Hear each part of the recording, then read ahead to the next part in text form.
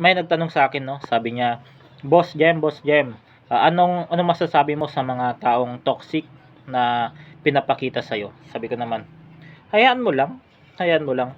Bahala sila sa buhay nila kasi kung ano yung character na pinapakita nila is nagre-reflect yun doon yung upbringing nila. Ako kahit papaano meron naman akong upbringing, kahit na broken family ako, at least ano natututo ako sa panonood ng mga self-development na mga material, na mga video, ganun yun. Ang pinapanood ko, ang finifeed ko sa utak ko is about development, ganun. It's about adapting the change, absorbing what good na may bring sa akin in the table nung video na yun.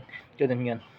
Kasi ganito yan, the less you respond to negative people, the less you respond to the negative people, the more peaceful your life. Ganun yun. Hayaan mo lang na kumuha sila ng simpatya ng tao, kasi ang totoo naman diyan, kung sino yung nakakakilala sa iyo talaga, yung mga kaibigan mo talaga, is hindi nila paniniwalaan yun, ganun yun. Ganito yan, quality over quantity. Makuha nila lahat ng simpatya ng tao, pero yung quality ng mga kaibigan mo is hindi sila maniniwala sa iyo.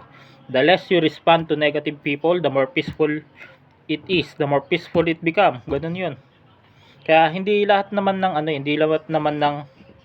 ng negative na mga nangyayari is kailangan ng respond. Minsan kailangan ng ignore na lang, ignore the toxicity but never forget the disrespect. Ganun 'yun.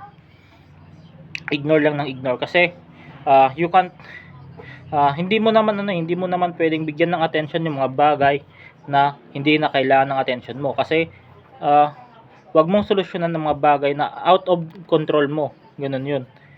Kung wala sa control mo, kung hindi mo makokontrol, hayaan mo na lang.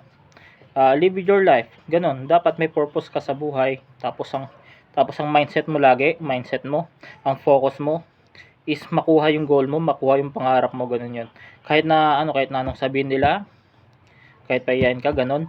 Ang mahalaga, focus ka sa goal mo, kasi pag focus ka sa goal mo, sooner or later, after 10 years, after 5 years, 10 years, 15 years, ganon, tingnan mo successful ka ng tao.